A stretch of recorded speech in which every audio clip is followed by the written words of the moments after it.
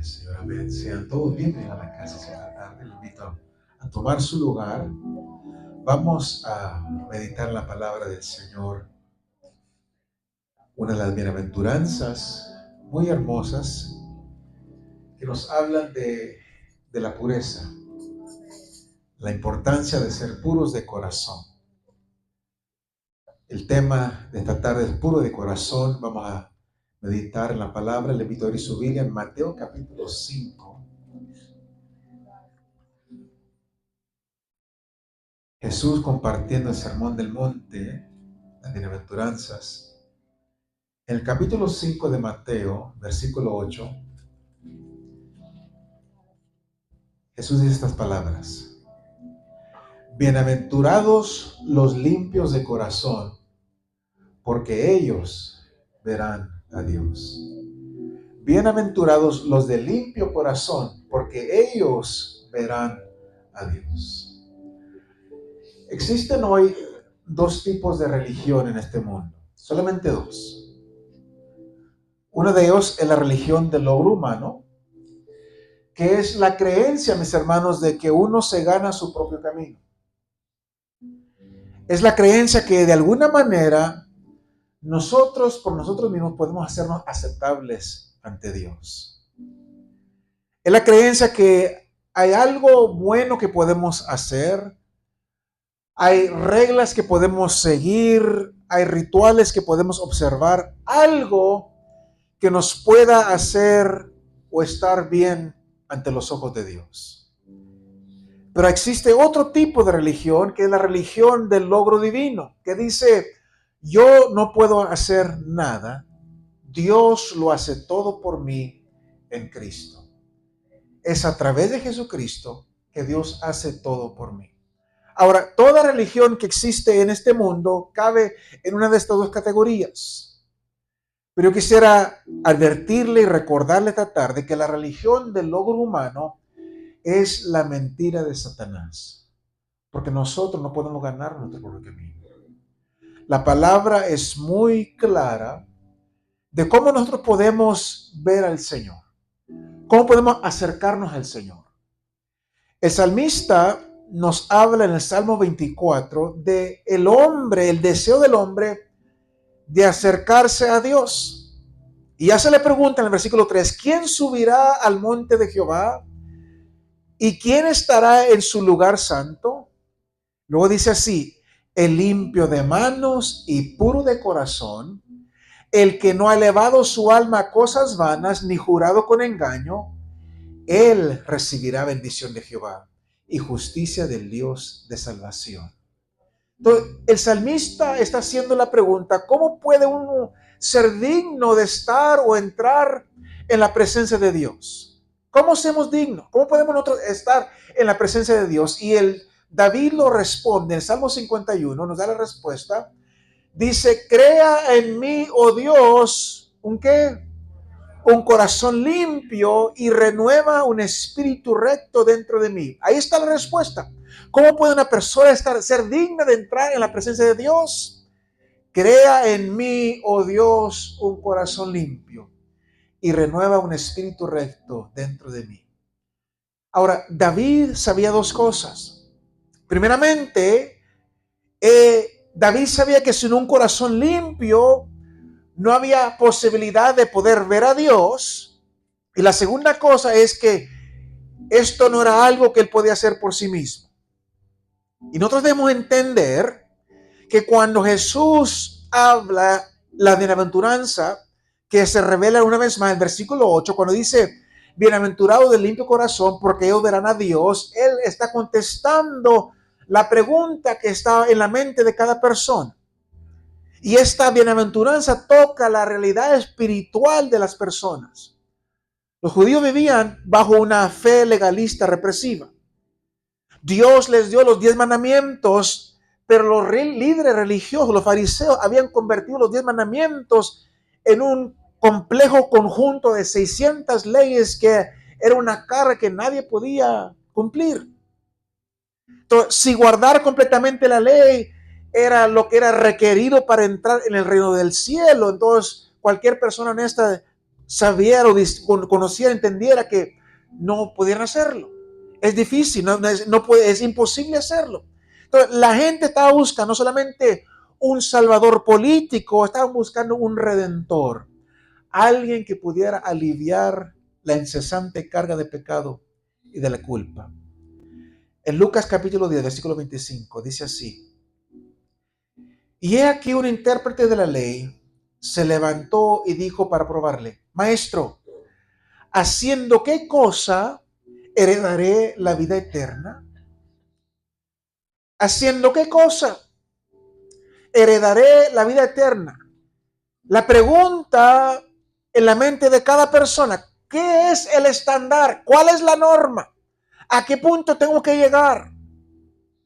Es la misma pregunta que Nicodemo trajo cuando se acercó a Jesús, cuando vino de noche, empezaba Jesús en Juan capítulo 3. Y es la misma pregunta que estaba en la mente de aquellas personas reunidas en aquella ladera de la colina, escuchando el mensaje, el sermón del monte que Jesús predicaba. Todos tenían esta gran pregunta: ¿qué debo hacer? ¿Qué es necesario hacer para poder ser aceptable ante Dios? ¿Qué tengo que hacer? ¿Qué puedo hacer para hacerme aceptable ante Dios? Y esta bienaventuranza, más que cualquier otra de las otras, trae la respuesta a esa pregunta. Jesús se propone explicarles que no es un asunto de un logro humano. No se logra manteniendo un conjunto de rituales ceremoniales. Todo tiene que ver con un corazón limpio, con un corazón puro. Lo que se requiere para ver a Dios, lo que se requiere para ser aceptable ante Dios, lo que se requiere para poder entrar en la presencia de Dios, dice la palabra, dice Jesús, es un corazón limpio. Y esta tarde yo quiero compartir con ustedes 4 cosas acerca de la pureza, acerca de el corazón limpio. Primeramente, el significado de la pureza. ¿Qué estaba diciendo Jesús cuando él hablaba de la pureza del corazón? ¿Qué significa la pureza? ¿Qué significa ser una persona pura? ¿Acaso se significa la pureza perfección?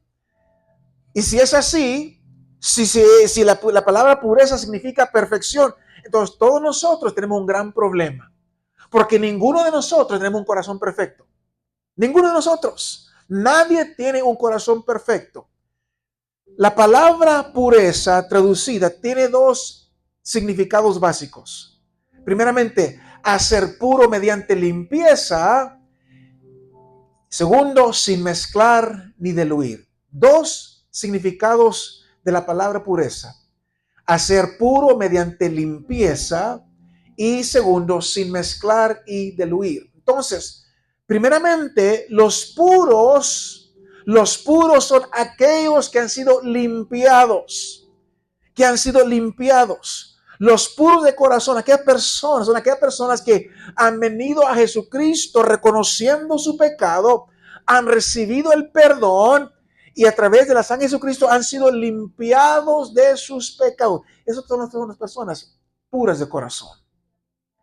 Los puros de corazón son aquellos que han sido limpiados. Ahora, debemos entender que la pureza no se puede atribuir a ningún esfuerzo humano, solamente se puede obtener a través de la experiencia del nuevo nacimiento. Pero segundo, el significado dice que la palabra puro significa sin mezclar o sin diluir. Entonces, la pureza en este sentido significa tener un corazón que no está mezclado con devoción a nada o nadie que no sea Dios. Que no se mezcle, que no tenga una devoción hacia nada o nadie que no sea Dios. Sin embargo, mis hermanos, la realidad es que el doble ánimo siempre ha sido una de las grandes plagas de la iglesia. El problema de nosotros siempre ha sido un corazón dividido. Porque una parte de nosotros quiere conocer a Dios, quiere adorar a Dios, quiere agradar a Dios, pero otra parte de nosotros quiere hacer las cosas a nuestra propia manera. Es un corazón dividido. Pablo lo expresa muy bien en Romanos 7, cuando él dice que hay una guerra continua, una de la cual él encuentra la voluntad de hacer el bien, que está presente la voluntad de hacer el bien, pero es difícil llevarlo a cabo. Yo deseo hacer lo bueno, pero hago lo malo. Romanos 7, 15 al 18, dice así, apóstol Pablo, porque lo que hago no lo entiendo, pues no hago lo que quiero, sino lo que aborrezco, eso hago. Y si lo que no quiero, esto hago, apruebo que la ley es buena. De manera que ya no soy yo quien hace aquello, sino el pecado que mora en mí. Y yo sé que en mí, esto es, en mi carne, no mora el bien, porque el querer el bien está en mí, pero no el hacerlo. Entonces, hay una guerra continua, un corazón dividido. Yo quiero hacer lo bueno, pero no es difícil hacerlo. Entonces, la pureza de corazón en este sentido es la unicidad del corazón opuesto a un corazón dividido. El corazón puro, el puro de corazón, son aquellos cuyo único objetivo es querer agradar y glorificar a Dios. Eso significa el corazón puro. Segundo, el enfoque de la pureza es el corazón. Y la palabra traducida corazón es cardia, recibimos la palabra cardíaco y otros términos médicos. Y no debe sorprendernos hoy que cuando hablamos del corazón, en nuestra mentalidad siempre se refiere, vamos a pensar sobre el órgano físico que bombea sangre a través de todo el cuerpo. Y dado que hoy en día las enfermedades cardíacas del corazón son la principal causa de la muerte, estamos naturalmente preocupados con nuestro corazón. ¿Por qué? Porque un corazón físico malo o dañado puede matarnos. Pero ¿saben qué, mis hermanos? Un corazón espiritual malo o dañado puede enviarnos al infierno.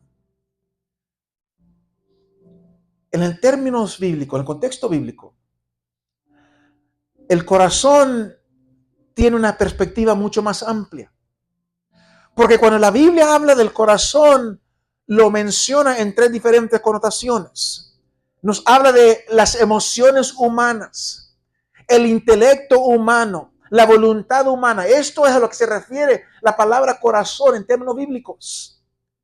Pero todas estas cosas son una referencia, todo es una referencia a la sede del carácter. El corazón se ve como la sede del carácter de la persona.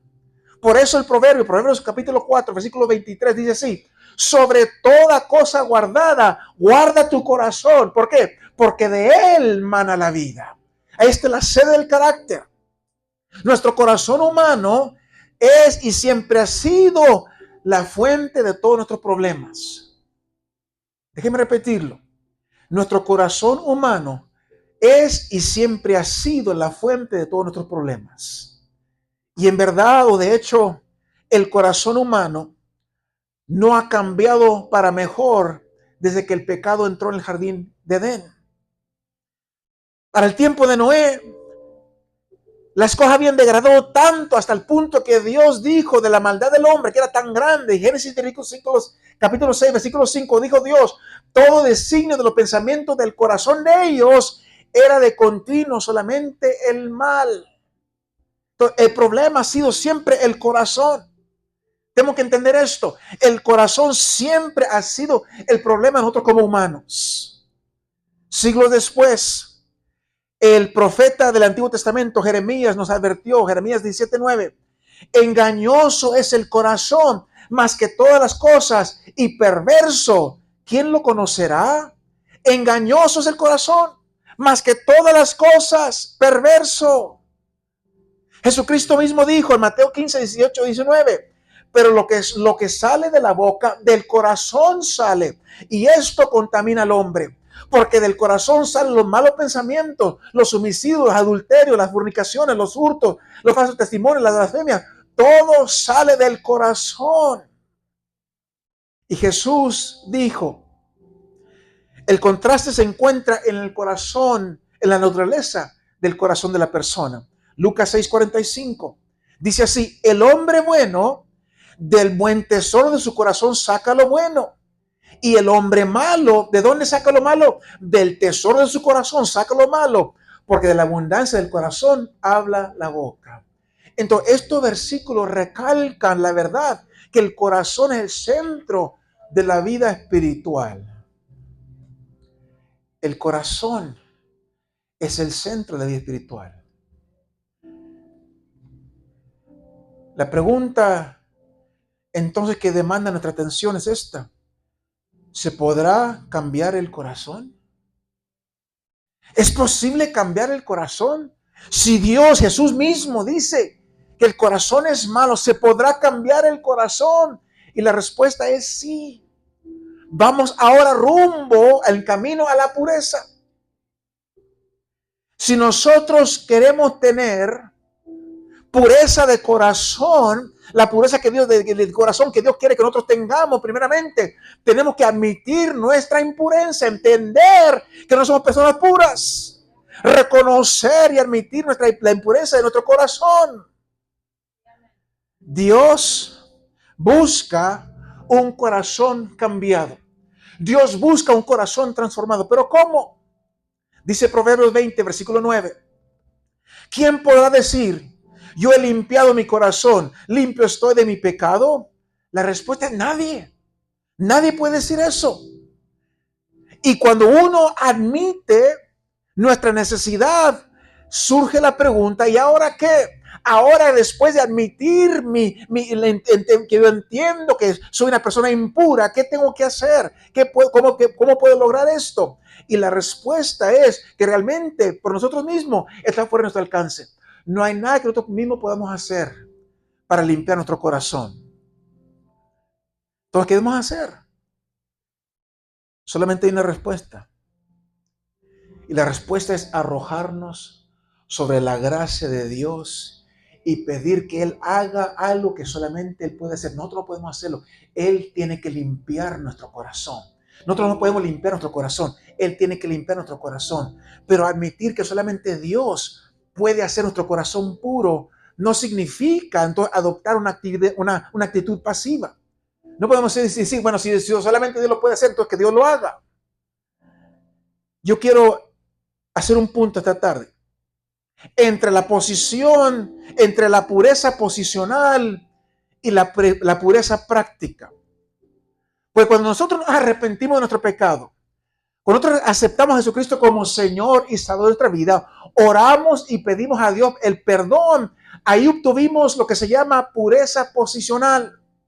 Desde el momento de la salvación, el creyente recibe o tiene pureza posicional. Eso quiere decir que ahora cuando Dios nos ve a nosotros, en vez de ver nuestro pecado, nos ve a través de la sangre de su Hijo Jesucristo. Nos ve a través del filtro de la sangre, de la sangre derramada de Jesucristo. Entonces, nuestra posición ante Dios está basada sobre nuestra relación con Cristo y esa es la fuente de nuestra pureza. El sacrificio de Jesucristo, la sangre de Jesucristo, nuestra relación con Jesucristo. El creyente recibe un corazón puro a través de la aceptación de Jesucristo y esta es la pureza posicional. Pero ahora llega la parte dura, porque vamos a hablar de la pureza práctica. Y eso quiere decir que cada creyente es personalmente responsable por mantener la pureza de su corazón. El Señor nos purificó al momento que fuimos salvos, el Señor nos limpió, nos purificó, pero ahora viene la pureza práctica.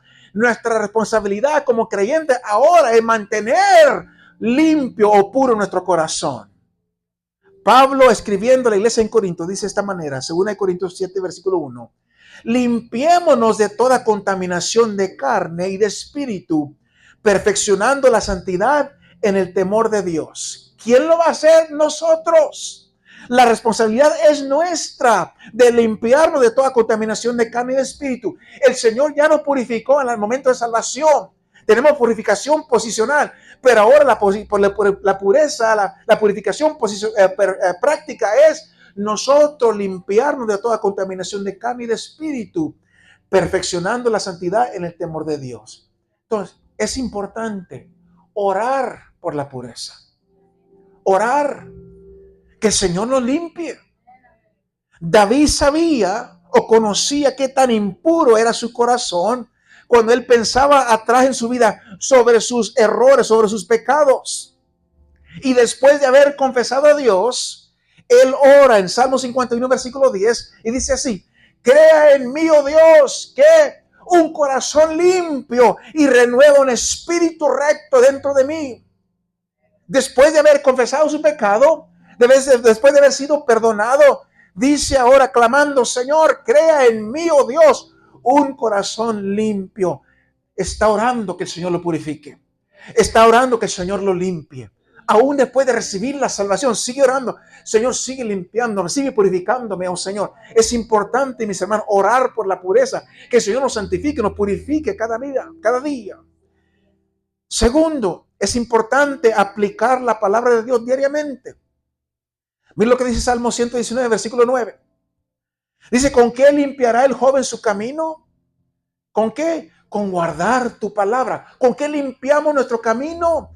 Guardando la palabra del Señor. Y en Efesios 5, el apóstol Pablo nos dice que Dios hace que su iglesia sea santa por el lavamiento del agua a través de la palabra. Dice versículo 26, Efesios 5, para santificarla, la iglesia, habiéndola purificado en el lavamiento del agua por la palabra. Mis hermanos, la palabra de Dios nos santifica, nos purifica, nos hace santos. El agua nos limpia a nosotros. Cuando nosotros nos bañamos, nos limpiamos físicamente. Pero de igual manera la palabra de Dios purifica nuestro corazón. Pero tenemos que diariamente también bañar nuestro corazón a través de la palabra, a través del agua de la palabra del Señor. Limpiar nuestro corazón.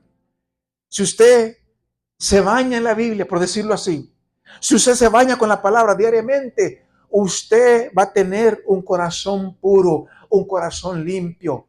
Así como usted se baña diariamente, físicamente, es importante limpiar, bañar nuestro corazón espiritualmente diariamente, también con la palabra del Señor. La cuarta cosa, ¿cuál es la recompensa de la pureza? Regresamos a la bienaventuranza. Jesús le dice a las personas: bienaventurados los de limpio corazón.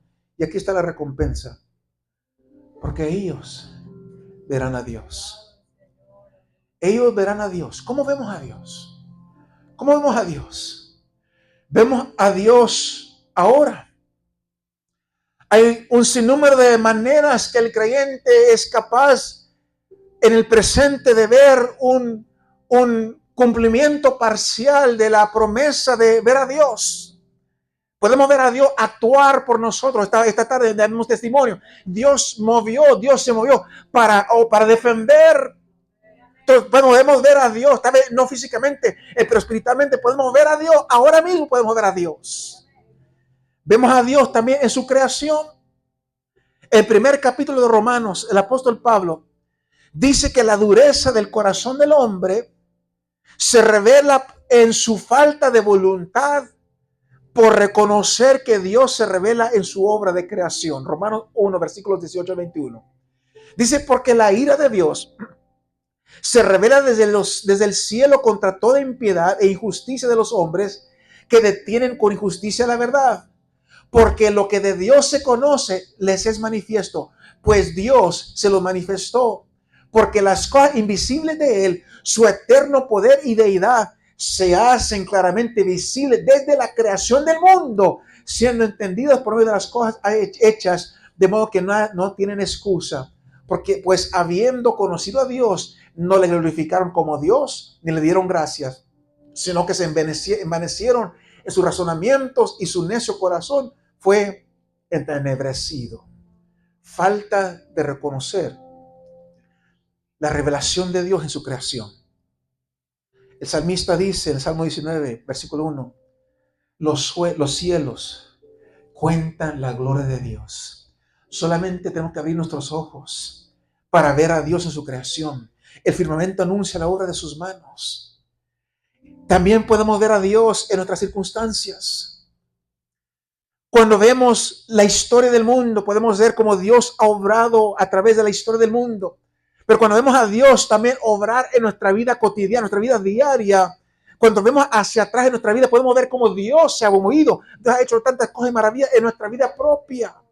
Cuando vemos hacia atrás en nuestras vidas, teniendo el beneficio de la retrospectiva, vemos que nuestra vida no ha sido una serie de accidentes, no.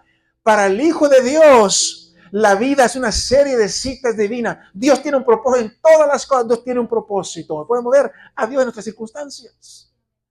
Vemos a Dios en su palabra. Tal vez una de las primeras cosas que usted notó después de haber salvo fue cómo usted mucho mejor pudo entender la Biblia.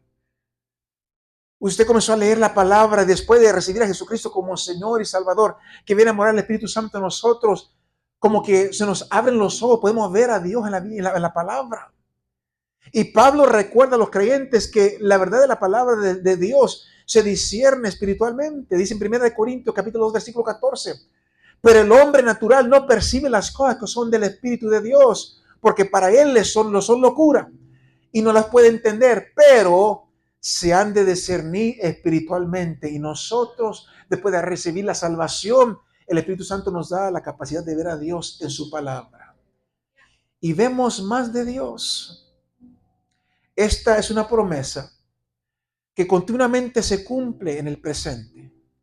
Esta experiencia de ver a Dios a través de los ojos de nuestro corazón, no solamente algo momentario, sino que es algo que es constante y está creciendo.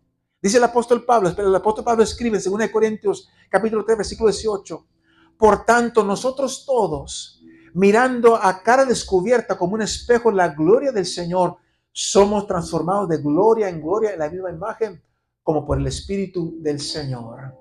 Los ojos ven lo que el corazón ama. Déjenme repetirlo.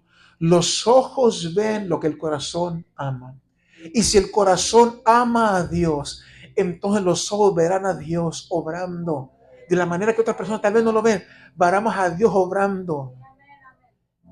Y vemos a Dios en última instancia. Porque todo lo que hemos hablado acerca de ver a Dios no es nada en comparación por lo que está por venir. Porque la máxima visión para el creyente será cuando nuestra fe se convierta en vista. Cuando nuestra fe se convierta en vista, mis hermanos. Vamos a recibir el cumplimiento muy pronto de la promesa que Jesús le hizo a sus discípulos en Juan 14. Cuando Jesús les dijo, y si me fuere y os prepararé lugar, vendré otra vez y os tomaré a mí mismo para que donde yo estoy, vosotros también estéis. Y cuando Jesús está diciendo, tomaré a mí mismo, está diciendo literalmente, me van a ver cara a cara. Me verán cara a cara. El apóstol Pablo habla de esto cuando él escribe en 1 Corintios 13:12. Dice, ahora vemos por espejo oscuramente, mas entonces veremos cara a cara. Ahora conozco en parte, pero entonces conoceré como fui conocido. Entonces veré cara a cara. Y Juan escribe a la iglesia esta promesa. Primera de Juan, capítulo 3, versículo 2. Pero sabemos que cuando Él se manifieste, seremos semejantes a Él, porque le veremos tal como Él es. Entonces, mis hermanos, la consideración primordial por lograr la pureza de corazón para el cristiano parece ser la de no tener una doble lealtad. Dios busca personas que no tienen un corazón dividido. Dice 2 de Crónicas capítulo 16 versículo 9. Porque los ojos de Jehová contemplan toda la tierra para mostrar su poder a favor de los que tienen corazón perfecto, no dividido, corazón perfecto para con Él. Cuando nosotros, mis hermanos, sacamos todas las lealtades divididas de nuestra vida, comenzamos a ver las cosas mucho más claramente. Cuando fijamos nuestro corazón en el Señor, nos resolverá tantas cosas que causan tanto estrés en nuestra vida. El estrés viene cuando nosotros tenemos que hacer decisiones entre muchos intereses en conflicto. Pero cuando el creyente fija su corazón en el Señor, muchas decisiones automáticamente se hacen. No tenemos que tomar decisiones. No debemos nosotros tener que tomar decisiones si voy a venir a la iglesia o no. Debe ser nuestro anhelo estar en la presencia del Señor. Voy a diezmar o no. De nuestro corazón debe ser un anhelo. Yo voy a diezmar para el Señor del Señor. Mis hermanos, todo debe nacer de nuestro corazón. Cuando nosotros hacemos al Señor, el enfoque principal de nuestro corazón, esas decisiones se hacen por nosotros. Hay un corazón enfocado en servir al Señor. Eso significa ser puro de corazón. Un corazón no dividido. Un corazón que quiere, anhela adorar y servir al Señor constantemente. Inclina su rostro esta tarde. Padre Celestial,